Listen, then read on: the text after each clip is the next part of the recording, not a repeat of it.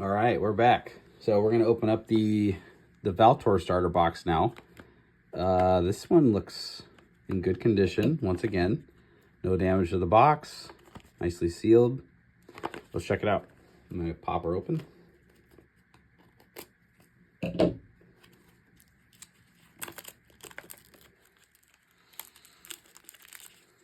It's fun opening these starter packs. I love these smaller starter pack boxes because it reminds me of when Magic wasn't so worried about being noticed, I guess, in the pack, and it just was like putting their game in these small boxes, and it remains to be seen if that's a good idea. Maybe we should have a 2-foot long box with like shiny stuff on it and just put like 10 cards in there, but I don't think that's the right way to go. So anyways, I'll get off my soapbox, but I really do like the simplicity of these boxes. I like the fact that it contains a game within a box, and that's all you need. You don't need any of the glamour or anything like that to go with it. So anyways, my 2 cents on retail culture with packaging. So, oh nice, look at this cash card. Cool. So the Valtor cash card is very different than the Grok cash card, if you see. So Grok has like a mess hall, like a lot of warriors and knights, people working on their bows, arrows.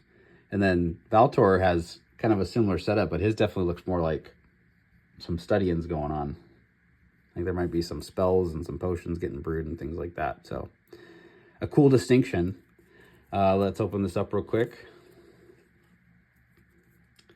I like that distinction between the cash zones, because all these leaders are so diverse. I mean, Grok is a leader in the army of Hero Vale, in the Iron Legion, so he's got resources beyond what Valtor and Mac have in that regard. Valtor's been around for so long that he has insane knowledge and resources in terms of like lore and understanding of the natural world of Eminence. And then we'll get to Mac, but Mac is just like the most crafty, resourceful of them all. He started with basically nothing and has worked his way up to all the connections and networking effects that he has. So it's cool. It's a cool dynamic how each of them are so unique. There's our cash card. So here we have our 10 plots. Let's go 1, 2, 3, 4, 5, 6, 7, 8, 9, 10 plots. Slide that over there real quick. Our Vander Sanctuary. This one's really cool for elves. 3 claim. Heal your leader is good. Give your units ward is probably really strong. Especially if you have like 5 units there, you can just get all that renown right back. Or if you're protecting a really valuable unit, that could be really strong too. Arvindor Border Post. So you want your rangers and elves here, and it's just going to give you more knowledge, but it's worth 3 victory points. So this one's definitely worth a quick claim. I wouldn't say milking it for the reveal ability is super good, but definitely worth a quick claim, and very good. The start of turn effects are really good. Start of turn effects are very good. Castle Keep. Gain 1 when you destroy an enemy unit. That's really good. So put the top card of your bank into the cash. That's cool. I think you can find a good effect with that. Claim the area for 6. 2 cost victory points is okay. This is an okay area. I think the destroy unit though is really actually quite easy to fulfill. And I mean, if you could think about it, like if you set up an earthquake just right, you could almost fill this up in 1 turn. Maybe you do fill it up in 1 turn. It seems doable. But the 2 victory points is the only thing that I think holds that card back. Grand Library. +1 when you gain a spell. -2 reveal the top card of a bank. If it's a spell added to your hand is very good. So that's a strong ability. This is definitely good in the Valtor deck. Only being worth 2, but gaining 1 when you play a spell is easy. And then reveal the top card of your bank, and you get more spells to help feed. So it kind of replenishes itself away in that sense. That's good. Village Square. Excuse me. At the start of your turn, gain 1 if you have a unit here. That's very easy to fulfill. And I think what you don't want to sleep on is the -3. Discard a card, draw 2. That is very good on just a generic card like this that any deck can play. So obviously you need it in your starting plots for it to work, but I mean, that is very good card draw, and any class, any deck can have it. It also gets carded into your crypt. So do you want to play decks around that card? I think it's good. So let's check out the deck. First card's a spicy one. Ancestral Guide. It's a Shaman Undead, 4-cost, 3/2/2. When you deploy it, when it enters the battlefield, search your bank for a card. Shuffle your bank and put that on top. If you control another druid or shaman nearby, draw a card. So it's a old school worldly tutor kind of effect where it doesn't quite give you the card, but if you've already established a board of other druids and shamans, it does. So this card really rewards you for having shamans and druids on board. Can't emphasize that enough.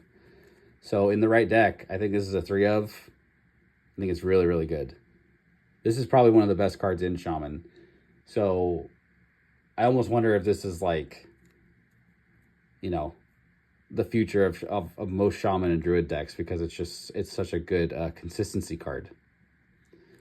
Definitely going to help out Druid and Shaman combo too, which is really cool to think about. Arcane Echo. Fun thinking about the math of this card. The next spell you cast is duplicated at no cost. So I'm going to play a lot of these over the course of the game. Over the course of my life, probably. I love this card. Snapcast is always fun. And yeah, I mean, this card's just awesome. The amount of fun stuff, I was going to say fun spells you can duplicate with this are awesome. So I'm going to play a lot of these. It's definitely going to be a 3 of in a lot of lists I play. That Mac deck I was talking about earlier is going to play these. I know, right? How's a Mac deck going to play this? Well, you're going to have to watch my future videos and find out. But yeah, this card's cool. I think it's like basically a combo staple. Maybe it's not a combo staple, but it's definitely a combo ingredient. That's for sure. I like it. Arvandor Arcane Guard. Almost slipped out of my hands. 2/1/0 with Ward. So it's not getting targeted. And it's a good like little border post for your 2-mana spells because he can't be targeted. So you're going to get to cast a 2-mana spell with this guy if you want to, which is nice. He's going to give you a +1 on the blue too. Arvander Elementalist. Very balanced card. Shaman. 2/1/1 with the finesse resistance. Magic attack. Just to, get on the board vanilla card for Valtor. Not too shabby. Arvander Spirit Caller is a great setup card. He can cast, which is exhausting himself, and he can reduce the cost of the next elf or spirit by 2. So the stat line is a little soft, a little rubbery, especially because he's in the Valtor deck. So against another Valtor deck, he's okay, but I mean, he can get bullied around by red and green pretty easily. But the 4 HP is okay. 4 HP for 4 is okay. And then the real ability of this guy is the fact that he just is a face-up card in your guild hall, basically, on the battlefield. So very good. He gives you unit presence in an area, and he's also providing that, tradesman-like cost reduction.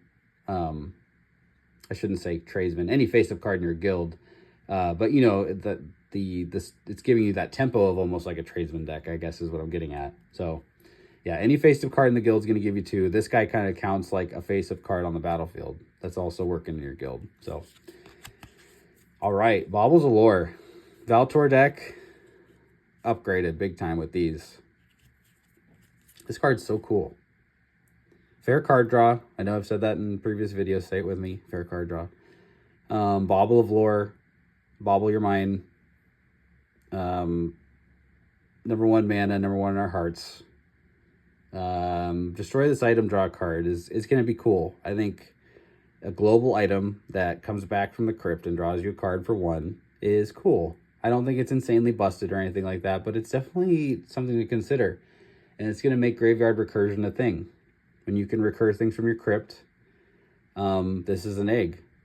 So it's good. You don't want to print too many eggs, I don't think. You don't want to make the game just a bunch of eggs and, getting it all back from the crypt and stuff like that. But this card fills out curves. It lets you draw at different times. It lets you draw against different triggers. It lets you get around things. It lets you wait to draw. It gives you a lot of flexibility. So for the 1 cost, I think this card's great. I love it. I probably play 3 baubles in most combo decks just to get the card draw. Fill out curves, you know, a turn where you play a 2 mana spell and still have 1 lore left, or excuse me, 1 mana left over. You can play Bauble of Lore. It's great. I love cards that fill out your curve like that and give you flexibility later. Blackwood Bard.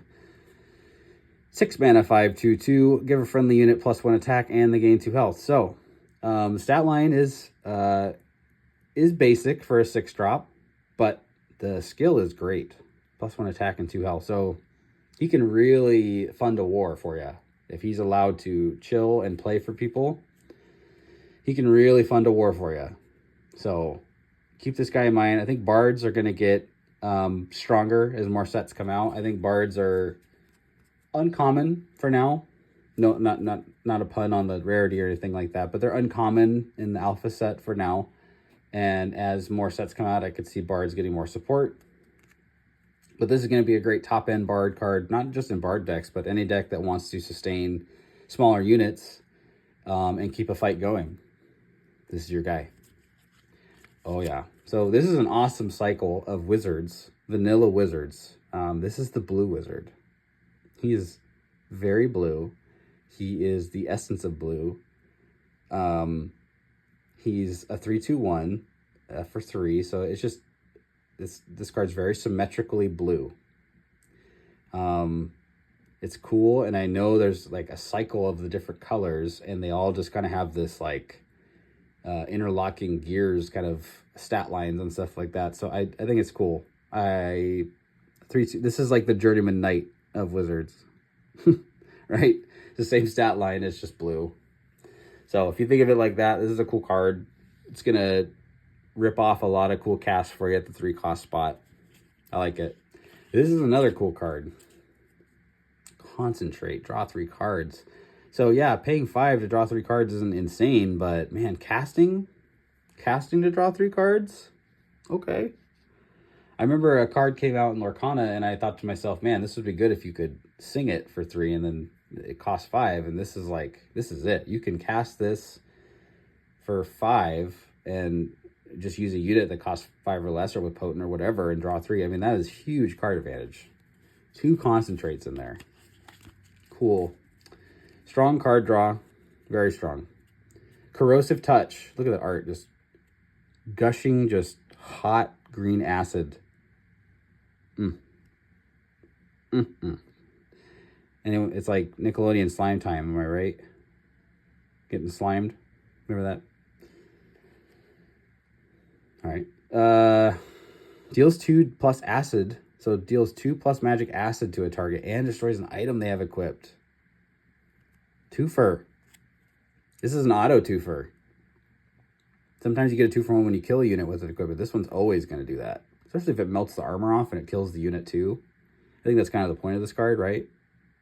They're armored up and you just hit them with a corrosive touch and it says what armor? Bub. Where's your armor, bub? So I think that's the point of that card, and I think it's very good at accomplishing that goal. Speaking of accomplishing goals, if you want an area to not have any units left over, you cast Earthquake. This is the card that every non-wizard, shaman, or druid deck has to think about. When and how are they going to play their Earthquakes? Earthquake is a slow card. It costs 5, and it only clears 1 area. But boy, can this card clear that area. So be very respectful of this card when you're playing a deck that needs board presence. Always be thinking about what your opponent's going to be doing with this card. And don't be shocked when it gets Arcane Echoed and split. Because that's how valuable this card is. So if you leave a 4-mana wizard or a 3-mana wizard with Potent 2 or whatever it is, if you leave anything that can cast Arcane Echo, you have to be very afraid of this card. So it doesn't seem too crazy because it only hits 1 area, but if that's an area that you've exhausted a lot of resources into getting, it is devastating. It's a total backbreaker. It's a total Earthquaker. All right, so Electric Jolt. Electric Jolt, target a unit, deal 3 of magic electric, and then the target rolls a save, 4 plus magic resistance. On a fail, exhaust the target and it doesn't refresh. So you're hitting a target for big electric damage, and then you're giving them a magic-based save, where if they fail that magic-based save, they're not untapping. So that's pretty cool. I mean, it's like either Electric Jolt's going to remove them, or it's going to give you a decent chance to immobilize them, to incapacitate them for a turn. So either way, I think it's useful, right? Because, I mean, it doesn't have to line up as straight removal. It could be a, turn a card sideways and get through for a turn type effect too. So I think that's the cool thing about Electric Jolt. It doesn't force you into the needing this number to remove the unit, right? Because the second clause is still useful. So, but still strong. I mean, if you cast this with a guy that has some magic power and gets to boost this to 5-6 damage even, nuts. Enchanter with a cool stat line. 3/1/2 red. That's cool. So here's a shaman. Yeah. Yep. So here is an elf shaman. Wow. Very cool art. It's awesome art. Vanilla, but don't sleep on vanilla. That's going to be one of your best cards against Grok. 2 of them with that red defense. Don't sleep. Essence Break. Do you guys remember when, 3 mana cards that drew you a card and did a little bit of damage were good enough? I think this card is good enough.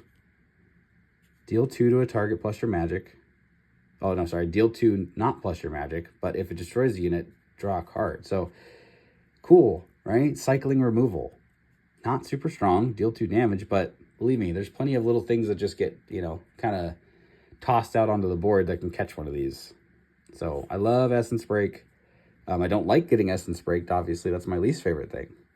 But I think it's a cool card. Look at his art. Look at his art, dude. His arm is just gone. Is that a chunk of his arm? Anyways, Fire Blast. 5 costs. It's not quite Earthquake. But if it's Necromancer, it is very, very good. If it's cast by Necromancer, it's quite good. It's going to remove undead units in a chunk. So, no, it's not quite Earthquake, but it does have that upside removal against undead in the Necromancer deck. So, not fully taken advantage of in this Valtor deck necessarily, but still good removal even without that clause. In the Necromancer deck, though, it's basically like an upgraded version. It's definitely a better version. Galaxia. This is going in my Mac deck, too. 6/3/3. Awesome, unique stat line. Similar to Grok. Not the best matchup against Grok, admittedly, because she has the bad finesse matchup against him with damage, and then she doesn't have any resistance against him. So do not play Galaxias into Grok if you can help it. But a 6/3/3, great stat line, and deploy, deal, target a unit, and deal 2 plus magic. So you would need a global effect to boost that since she's finesse damage. Then look at the top 2 cards of your bank, place them back in any order, and draw. So you get like a ponder. You get like a ponder effect and a global arrow that you get to shoot. Very cool. I think this is like, kind of feels like a, it can cover all lanes in League of Legends type thing. Like almost like an, what's his name? Ezreal, right? Ezreal could shoot the ult that, goes all the way to the top or whatever. Galaxia reminds me a lot of Ezreal. Cool card. Like Grok, I think it'll be around for a long time, especially because it draws a card. Like, it ponders and draws a card. It's just good. A 6/3/3 that did that alone would just be good. Gem Cutter Spell Shot. Potent 1, 2/1/0. This is the Glass Cannon stat line right here. The 1/2/0 stat line with Potent 1. That's about as Glass Cannon-y as it gets. This thing can really push some efficiency on some spells for you with that +2 blue being only 2 costs and being able to cast 3. So it can cast an Electric Jolt. So this is your best Electric Jolt efficiency cast in the entire deck because you're getting it with Potent 1 for 2 cost with that 2 extra damage. So think of him as like a spell conduit, right? He's not necessarily a good card on his own, but if he is allowed to live, He's allowed to be a boost for a spell for a turn or two. Devastating. Devastating. Green Wizard. See, so the stat lines are different. This one's a 2/2/2. He's far more balanced, right? This is a balanced wizard compared to the blue wizard. And it looks right. Like he's an elf. He should be balanced. He looks like he cares a lot about nature. The greens in this card are amazing, just like the blues in the other card. I would say these blue gems stand out a little more on this card just because the background's green. But all in all, the card cycle is really cool. The way that the cards are just kind of like vanilla, but they all have their own distinct kind of personality in a way. Big card, Guardian of Vandor. It has like that taunt ability where you can get in front of a unit and stop it from damaging something else, which is always cool. And the 3/2/2 stat line is, this is one of your best cards against Grok. Like that's it. This and the Enchanter, those two defense stat lines are invaluable against him because they're actually going to be able to live for a few turns and make the Grok deck think for a second. Hearthglen Hero. Good at refreshing stuff. This will probably be a good combo enabler for a long time. For a long time. Iron Hall Runekeeper. Huge card with Ward. Huge. So that stat line with Ward's not going anywhere. Lightning Seer. Excuse me for 1 second. Had something in my throat. Lightning Seer. Deploy. Deal 2 electric to a nearby enemy fighter, knight, or paladin. This card absolutely roasts stuff when it comes into play. That stat line is not crazy. But Lightning Seer at rare definitely makes sense. This card can absolutely melt stuff. And the Quicken ability is really good too. Quicken is really good. So, don't sleep on Quicken. Don't sleep on Lightning Seer. He's going to jump into a lot of combos. I'm going to grab a drink real fast because my throat is just bugging me. Hang on 1 second.